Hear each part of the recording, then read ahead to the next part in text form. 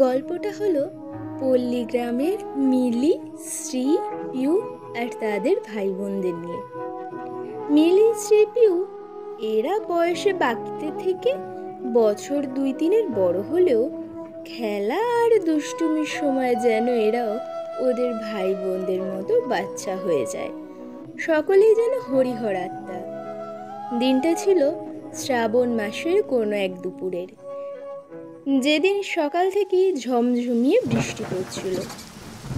চারিদিকে জল থই থই করছে। শ্রী ওর সকালের পড়া শেষ করে উঠেই বৃষ্টি দেখে বাইরে যাবার জন্য পা বাড়াতেই ঘরের ভেতর থেকে ওর মায়ের গলা ভেসে এলো, শ্রী, খবরদার বলছি, এই বৃষ্টিতে বাইরে যেন না যাওয়া হয়। ও মা, একটু যাই না গো, কি সুন্দর বৃষ্টি পড়ছে দেখো, একটু যাই। ততক্ষণে শ্রীর ভাই মনু বাইরে এসে হাজির। তার দিদির কথা শুনে সেও বায়না ধরল বৃষ্টিতে ভিজবে। এ দিদি ভাই, আমিও ভিজবো, চল না। এই এলেন আরেকজন দিদির কথায় সায় দিতে। ও মা, যাই না একটু। না, তুই গেলে তোর ভাইও যাবে, বৃষ্টিতে ভিজলে দুজনেরই জ্বর আসবে। তার ওপর চারিদিকে কাদা, কাদায় পড়লে আমি পারবো না ওসব পরিষ্কার করতে। মায়ের বকুনি খেয়ে কোনো উপায় না পেয়ে মন খারাপ করে নিজের ঘরে চলে যায় শ্রী। হঠাৎ জানলা থেকে কারোর যেন ফিসফিসিয়ে গলার স্বর শুনতে পায়। গলাটা যদিও খুব চেনা।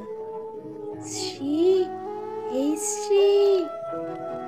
শ্রী জানলা দিয়ে তাকাতেই দেখতে পায় মিলি আর ওর বাকি বন্ধুদের। তারা ওর দিকে তাকিয়ে আছে। তোরা এখানে কেন? এবারে পিউ বলে ওঠে, বাইরে কি সুন্দর বৃষ্টি পড়ছে, তাই তো তোকে ডাকতে আসলাম। চ চ, ভিজবো, খুব মজা হবে। শ্রী মুখটা শুকিয়ে বলে, না রে মা, বাইরে যেতে বারণ করেছে। এবার পিউর বোন বলে, ও শ্রী দিদি, চুপি চুপি চলে এসো তো, কাকিমা জানতেই পারবে না। শ্রীর তো বৃষ্টিতে ভেজার ইচ্ছে ছিলই। এবার ওর বন্ধুদের কথায় ঘর থেকে চুপি চুপি বেরিয়ে গেল বাইরে। বাইরে তখন ঝমঝমিয়ে বৃষ্টি পড়ছে, আর তার মধ্যে 6জন ছেলে মেয়ে নিজেদের বয়স ভুলে গিয়ে একসাথে বৃষ্টিতে ভিজতে ব্যস্ত। আমাদের শৈশবের এই ছোট ছোট আনন্দগুলোই তো থেকে যায় চিরটা কাল।